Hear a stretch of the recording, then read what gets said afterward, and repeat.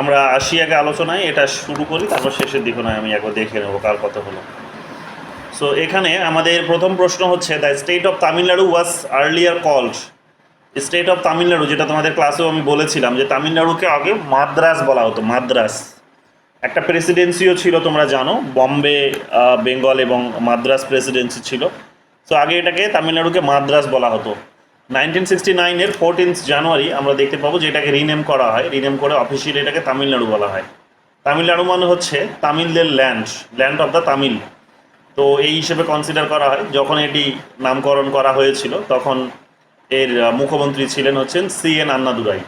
জানো যে CN আন্নাদুরাই 1967-এ যে আমাদের 8টা রাজ্যে প্রথম যে নন কংগ্রেসি সরকার প্রতিষ্ঠিত হলো, তো সেখানে এই রাজ্যটিও কিন্তু ছিল। তো 1967-এ তিনি পাওয়ারে এসেছেন এবং আমরা দেখতে পাবো 1969-এ গিয়ে এই রাজ্যটি নামকরণ করেছেন, নতুন করে তামিলনাড়ু নাম দিয়েছেন। তামিলনাড়ু তামিলদের হচ্ছে ল্যান্ড।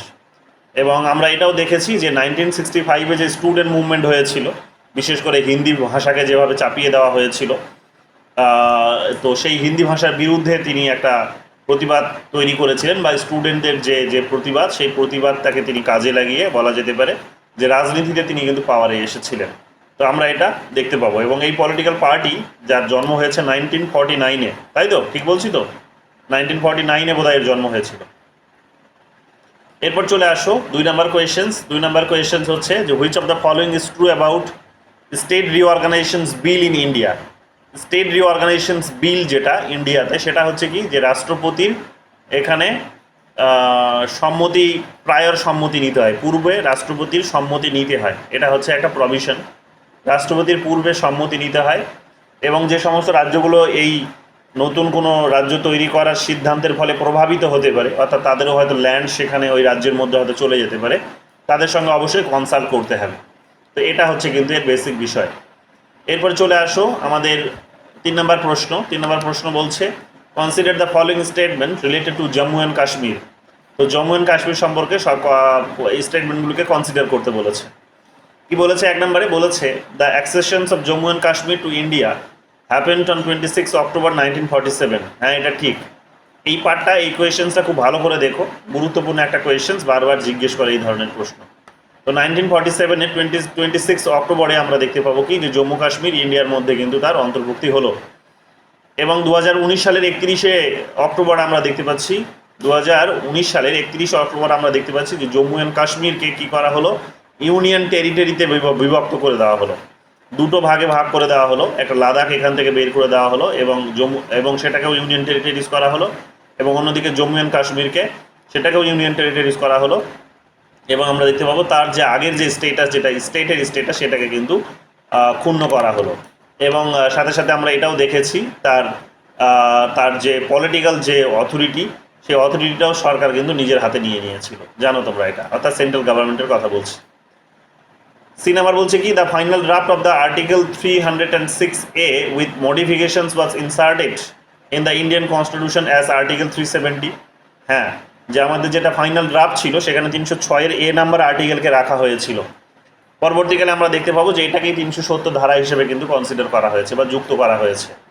এবং সেখানে জম্মু কাশ্মীরকে বিশেষ মর্যাদা দেওয়া হয়েছিল, একটা অটোনমি সে কিন্তু ভোগ করতো, এটা আমরা দেখেছি খানিকটা। ওই যেমন দেখবে তোমরা হংকং যেমন চায়নার মধ্যে একটা অটোনমি এনজয় করে থাকে, ঠিক একই রকমভাবে আমরা দেখতে পাবো যে আমাদের কিন্তু জম্মু কাশ্মীরও করতো। তবে জম্মু কাশ্মীরের ওই রকমই মোটামুটি ছিল, আবার জম্মু কাশ্মীরের আরও কিছু কিছু বিষয় ছিল যেগুলো রাখাটাও ঠিক নয়। তো আমরা দেখতে পাবো যে টাইম টু টাইম, মানে একটা দেশের সোভারেন্টির জন্য ঠিক নয়, তো আমরা দেখতে পাবো টাইম টু টাইম আমাদের গভর্নমেন্ট সেটা করেছে কি, সেই সমস্ত ইস্যুসগুলোকে যেমন ইগনোর করেছে। যেমন তোমরা দেখবে যে আগে, এখন যাকে চিফ মিনিস্টার বলা হয়, জম্মু কাশ্মীরে যার যে পোস্টার নাম এখন চিফ মিনিস্টার, তো সেটাকে আগে প্রাইম মিনিস্টার বলা হতো। তো একটা দেশের মধ্যে দুটো প্রাইম মিনিস্টার থাকবে, এটা কখনো মানা যায় না।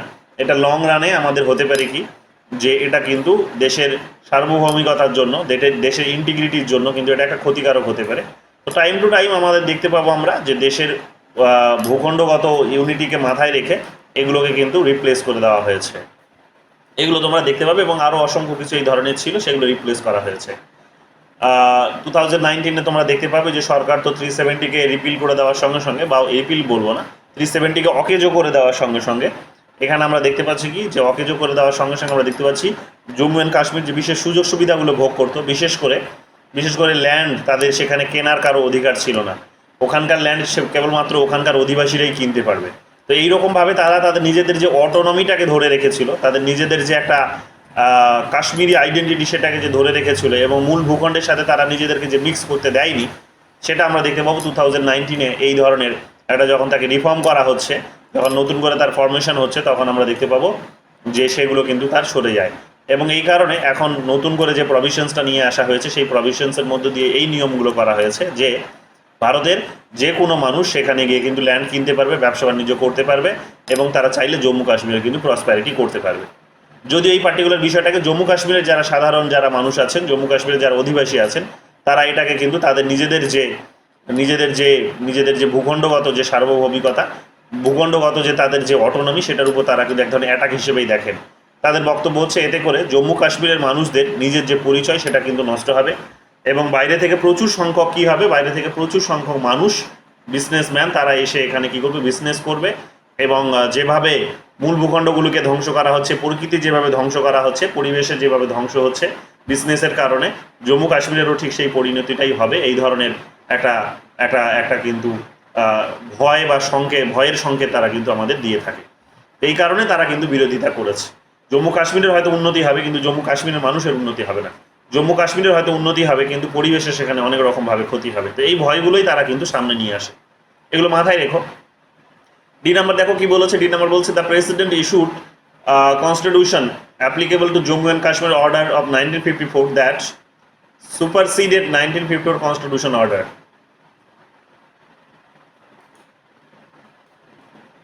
হ্যাঁ, তো এটা আমরা দেখতে পাবো যে আমাদের 1954-এ যে কনস্টিটিউশন অর্ডার ছিল, প্রেসিডেন্টের অর্ডারের মধ্য দিয়ে সেটা সুপারসিড করে দিয়েছে।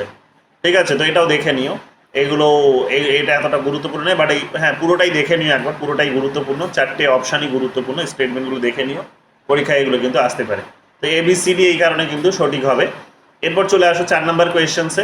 4 নম্বর কোয়েশ্চেন্স বলছে consider the existing explanations for state reorganisations in recent decades in India. Recent decades মানে এই যে আজকাল যে দশকগুলো চলছে বা আমরা দেখছি, যেমন হচ্ছে গত 2 দশক, 3 দশক, 4 দশকের কথা বলতে পারো, সেটাকেই এখানে রিসেন্ট ডিকেডস হিসেবে আইডেন্টিফাই করতে চাইছে। কি বলেছে এখানে দেখো, কি ট্রেন্ড দেখেছি আমরা এখানে।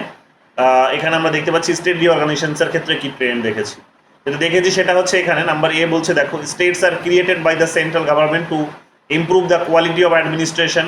হ্যাঁ, এটা আমরা দেখেছি যে অ্যাডমিনিস্ট্রেশনের কোয়ালিটি ইমপ্রুভ করার জন্য সেন্ট্রাল গভর্নমেন্ট বিভিন্ন সময় বিভিন্ন রাজ্য কিন্তু ছোট ছোট রাজ্য কিন্তু তৈরি করেছে, বড় রাজ্যগুলোকে ভেঙে সেখান থেকে কিন্তু ছোট রাজ্য তৈরি করেছে।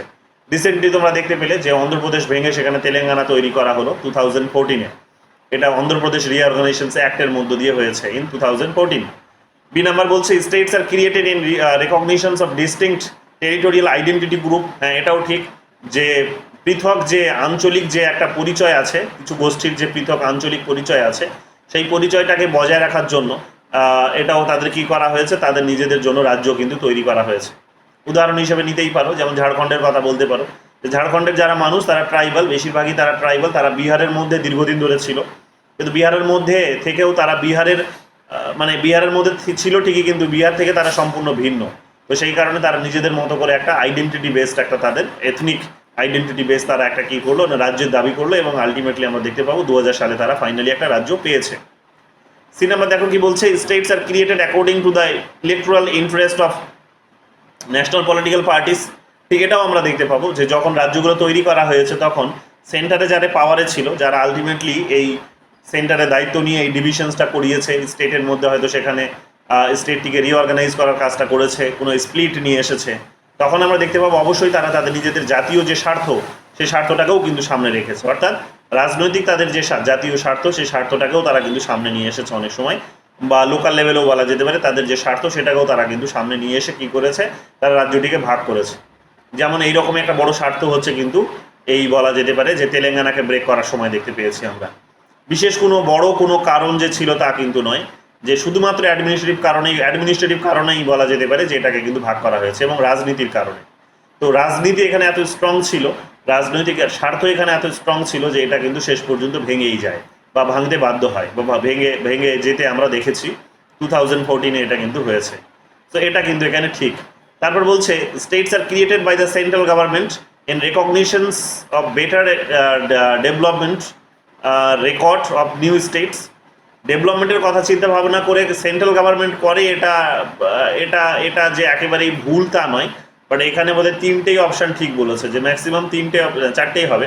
তাহলে চারটে যদি হয় তাহলে এটাকেও ঠিকই নিয়ে নাও তোমরা, এটাকেও ঠিক নিয়ে নাও। The states are created by the central government in recognitions of better development records of new states. এটা যে করে না তা কিন্তু নয়, এটাও কিন্তু হয়ে থাকে। মানে এটাও একটা আইডিয়া, মানে এটা হলে হতে পারে, বাট না সরি, এটা ঠিকই উত্তর আছে। এ বি সিটাই ঠিক উত্তর হবে, ডিটা ঠিক উত্তর হবে না। তার অন্যতম কারণ হচ্ছে যে এটাও কিন্তু হতে পারে, না হবে যে তা নয়, হতে পারে, কিন্তু কথাটা হচ্ছে আমরা আলটিমেটলি এটা কিন্তু দেখিনি। ডেভেলপমেন্টের পার্সপেক্টিভ থেকে এটা হবে, বিশেষ করে এই ধরনের আমরা কিন্তু প্রবণতা কিন্তু দেখতে পাইনি। তো সেন্ট্রাল গভর্নমেন্ট হয়তো করে ঠিকই, কিন্তু ডেভেলপমেন্টের পার্সপেক্টিভ থেকে করে এটা কিন্তু আমরা খুব একটা নোটিশ করি না। যেটা দেখা যায় সেটা হচ্ছে ভাষার ভিত্তিতে হয়, এথনিসিটির ভিত্তিতে হয়, অ্যাডমিনিস্ট্রেশনের ভিত্তিতে হয়, এগুলোই কিন্তু গুরুত্বপূর্ণ ভূমিকা পালন করে। এখানে কোনো রকমভাবে আমরা দেখতে পাবো যে ডেভেলপমেন্টকে বিশেষভাবে ভ্যালুস দেওয়া হয় না, ডেভেলপমেন্টকে বিশেষ ভ্যালুস দেওয়া হয় না। এবং ডেভেলপমেন্টকে যদি বিশেষ ভ্যালু দেওয়া হয় তবে তোমরা দেখতে পাবে যে দেশটা হয়তো আরও অনেক ছোট ছোট পার্টে হয়তো, মানে ওই রাজ্যে হয়তো বিভক্ত হয়ে যাবে।